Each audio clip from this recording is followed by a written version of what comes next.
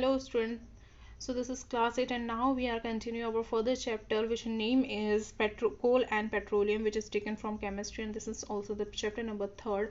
So students, in our previous video we already discussed about the natural gas, that what is the natural gas and how can we obtain from the earth. Now we are going to start our new topic, which is very important for us. Actually the topic name is limitation of fossil fuel, कि जो fossil fuels है वो actually limited amount में कैसे है and हम लोग इसको किस तरीके से सेव कर सकते हैं. सो लुक एट हियर, जो चियारा है वो आगे देखती है, वो सोचती है कि if we obtain thousands of products using the fossil fuels then why it is said that we should switch the renewable sources of the energy. Give reason for this. तो शियारा यहाँ पे बोलती है कि अगर फॉसल फ्यूल से इतने सारे प्रोडक्ट्स बनाए जाते हैं और इसका हम लोग यूज़ करते हैं जिससे हमारी जो लाइफ है वो ईजी हो जाती है, तो फिर क्यों ये बोला जा रहा है कि हमें स्विच करना चाहिए रिन्यूएबल सोर्स को. तो ऐसा क्यों है भाई, क्या आप लोग इसका आंसर दे सकते हैं स्टूडेंट्स, कि अगर हम लोग सिर्फ पेट्रोलियम का ही यूज़ करते रहे इलेक्ट्रिसिटी जनरेट करने के लिए और जो रिन्यूएबल सोर्स है उसका यूज़ ना करें, है ना. रिन्यूएबल सोर्स क्या होते हैं, I already told you.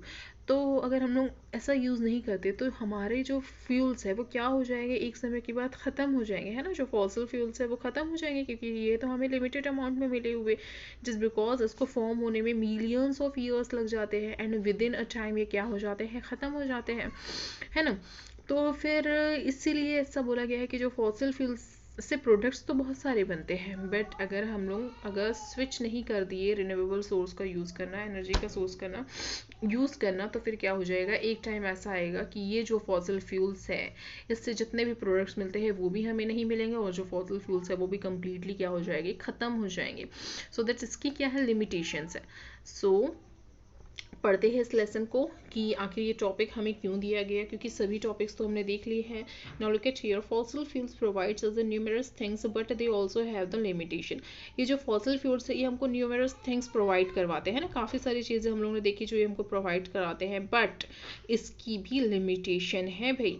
The two main limitations of fossil fuels are that they are present in the limited amount. First thing ये है कि ये एकदम लिमिटेड अमाउंट में प्रेजेंट है, एंड सेकंड ये है कि ये जब हम लोग इसको जलाते हैं, स्मोक करते हैं, तो ये क्या जब बर्न करते हैं तब ये क्या करते हैं, स्मोक रिलीज करते हैं. दैट मीन्स ये इको फ्रेंडली भी नहीं है, हमारे इन्वायरमेंटल में ये पोल्यूशन भी फैलाते हैं. So this is also the causing air pollution, है ना. एयर पोल्यूशन का भी एक कॉज है. सेकेंड चीज़ हम लोग देखते हैं limited amount. So fossil fuels take millions of year. Students, as I told you कि ये जो फॉसिल फ्यूल्स है ये बनने में क्या करते हैं, पेट्रोलियम है, फॉसिल फ्यूल्स है, तो ये बनने में मिलियंस ऑफ ईयर लेते हैं. हम लोग ने देखा था कि ये जो फॉसिल फ्यूल्स है इसका फॉर्म कैसे हुआ था, पेट्रोलियम जो है इसका फॉर्म कैसे हुआ था, कि मिलियंस ऑफ ईयर एगो क्या हुआ था कि जो मरीन लाइफ थी ये क्या हो गई थी, पानी के अंदर दबने शुरू हो गई थी, मर गई थी, है ना. उसके अंदर में दबना शुरू हो गई थी, देन उसमें सैंड की कवर आना शुरू हो गई थी, देन फिर वो कवर अल्टीमेट होते गए और फिर उसका फॉर्मेशन हुआ, देन ये ऑयल के रूप में क्या हुआ, हमारी धरती में आया.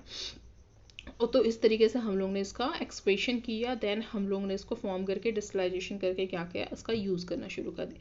तो भाई इसको बनने में, ये जो फॉसिल फ्यूल्स है इससे कोई भी प्रोडक्ट बनने में, पेट्रोलियम बनने में मिलियंस ऑफ ईयर का समय लग जाता है और with in hundreds of year हम लोग इसको क्या कर सकते हैं, पूरा का पूरा जो स्टॉक है ख़त्म कर देंगे.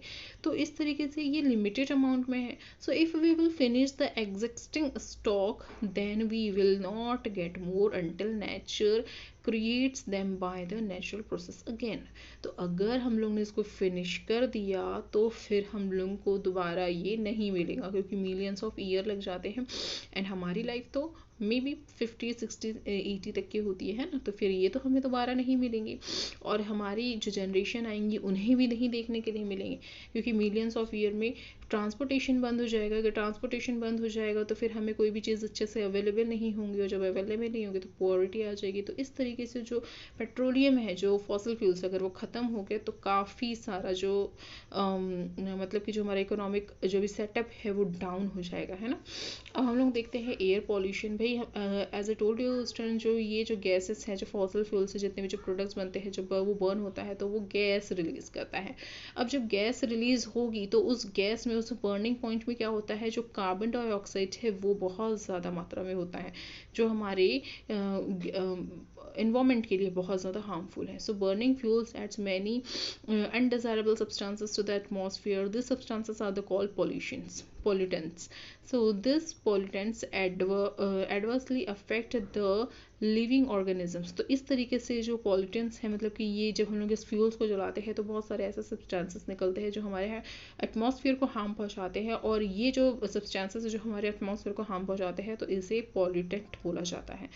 और साथ ही साथ ये जो पॉल्यूटेंट होते हैं वो लिविंग ऑर्गेनिजम्स, चाहे वो एनिमल्स, कोई भी लिविंग ऑर्गेनिजम्स हो, एनिमल हो, ह्यूमन बींग्स हो, कोई भी माइक्रो ऑर्गेनिजम्स हो, मैक्रो ऑर्गेनिजम्स हो, तो इन सबको ये क्या पहुंचाते हैं, अफेक्ट करते हैं उनकी लाइफ में. Some of the main are pollutants and their harmful effect are listed below. तो इस तरीके से कुछ जो pollutants होते हैं उससे जो हमारी लाइफ में इफेक्ट पड़ता है तो वो कुछ इस तरीके से, चाहे वो हमारी लाइफ हो चाहे इन्वायरमेंट हो, तो वो कुछ हम लोग उसको देखते हैं, डिस्कस करते हैं इस बारे में. सो फर्स्ट है कार्बन मोनोऑक्साइड. अभी कार्बन मोनोऑक्साइड क्या कहता है देखते हैं इसके बारे में. तो इस तरीके से स्टूडेंट्स हम लोग देखते हैं कार्बन मोनोऑक्साइड. तो कार्बन मोनोऑक्साइड क्या होता है, ये कब रिलीज होती है, जब जो फॉसिल फ्यूल्स है वो कम्प्लीटली नहीं बर्न होते हैं, तो जो कार्बन मोनोऑक्साइड है वो क्या होती है, वहाँ से रिलीज होना शुरू हो जाती है. अब ये हमारी लाइफ में किस तरीके से इफेक्ट करती है, सबसे पहले ये जो ब्लड सेल्स है उसको कंबाइन करती है ना. दूसरी चीज़ ये कॉज हो जाती है बहुत सारे डिजीजेस का. थर्ड चीज़ ये कॉज होती है हेडेक का, और फिर ये कॉज हो जाती है मे बी मोनोऑक्साइड में भी lead two comma and eventually death. तो इस तरीके से जो कार्बन मोनोऑक्साइड है ये अगर बहुत ज़्यादा मात्रा में हमारी बॉडी में चलेगी तो इससे कोमा और डेथ भी हो सकती है. तो ये फर्स्ट कारण होता है ना, फर्स्ट जो गैस जो कार्बन मोनोऑक्साइड है जो रिलीज होती है उससे. सेकेंड है कार्बन डाइऑक्साइड. तो कार्बन डाइऑक्साइड ये तो आप लोगों को पता ही है, अगर ये एक्सेसिव मात्रा में अगर हमारे इन्वायरमेंट में आ गई तो सबसे पहले ये तो हमारे एटमॉस्फेयर को भी हार्म पहुंचाती है, ग्लोबल वार्मिंग भी इससे बढ़ती है. एंड जो ग्लोबल वार्मिंग का जो एटमॉस्फेयर का जो गर्माहट है, जो गर्मी है, ये भी इससे क्या हो जाएगी, बढ़ने लगेगी, है ना. टेम्परेचर बढ़ जाता है. सेकंड फिर हम लोग यहाँ पे देखते हैं due to this polar ice caps the glaciers have the started melting. जो ग्लेशियर्स है वो बहुत ज़्यादा क्वांटिटी में पिघलना शुरू हो जाते हैं. अभी जब ये मेल्ट होंगे तो क्या होगा यहाँ पे, तो जब ये जो पूरी आइस है वो जो ग्लेशियर्स है वो मेल्ट होना शुरू हो जाएंगे तो ये क्या होगा, जिससे हमारा जो सी लेवल है वो बहुत ज़्यादा बढ़ जाएगा, और हो सकता है कि हमारी जो दुनिया है वो, हमारा जो वर्ल्ड है वो कम्प्लीटली तबाह हो जाए, बर्बाद हो जाए, डिक्लाइंट हो जाए, है ना. देन हम लोग देखते हैं oxides of nitrogen and sulphur. तो भाई ये क्या होता है, burning of coal release toxic gas. तो इस तरीके से जब जो कोल है वो बर्न होता है तो इसमें बहुत सारी टॉक्सिस गैसेस, टॉक्सिस मतलब कि जहरीली गैसेस रिलीज होती है ना, जैसे कि sulphur, nitrogen oxide. This gas reacts with the oxygen and the water vapour present in the air and produce the dilute sulphuric acid and the nitric acid which eventually fall of earth and acids rain damages plants, animals and soil. Students आप लोगों ने देखा होगा या फिर सुना होगा जो ताजमहल है which is made of संगमरमर. तो ये जो संगमरमर है इसके ऊपर जो एसिडिक रेन की वजह से क्या हो जा रहा है, छोटे छोटे डॉट्स पड़ जा रहे हैं, छेद पड़ जा रहे हैं. तो ये क्या होता है, ये एसिडिक रेन क्या होता है.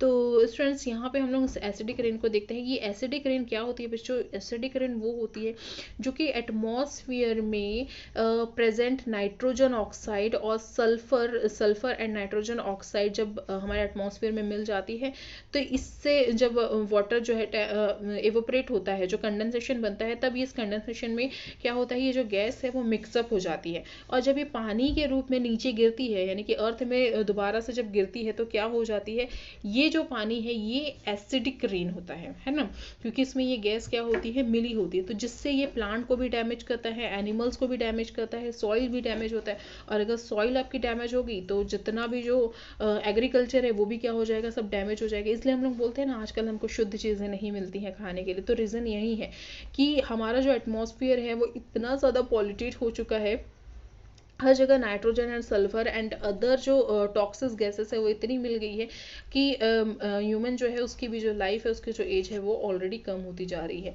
तो इस तरीके से ये जो फॉसिल फ्यूल थे ये हमारी जो एटमॉस्फेयर है उसे बर्बाद कर रहे हैं, तबाह कर रहे हैं, उसे डिक्लाइन कर रहे हैं, है ना. तो हम लोग ने देखा कि ये जो फॉसिल फ्यूल्स है वो ख़त्म हो जाएंगे अगर हमने उसको सेव नहीं किया आज के डेट में, तो वो भी बहुत जल्दी ख़त्म हो जाएंगे. दूसरी चीज़ हम लोग ने ये देखा स्टूडेंट्स कि किस तरीके से ये एयर पॉल्यूशन करते हैं, ह्यूमन्स की लाइफ को पॉल्यूटेट कर रहे हैं, लिविंग ऑर्गेनिजम्स को पॉल्यूटेट कर रहे हैं, प्लस प्लांट्स वगैरह को भी पॉल्यूटेट कर रहे हैं. Okay, so I'm stopping here. See you soon with the next topic or with the chapter. Till then, take care. Bye bye.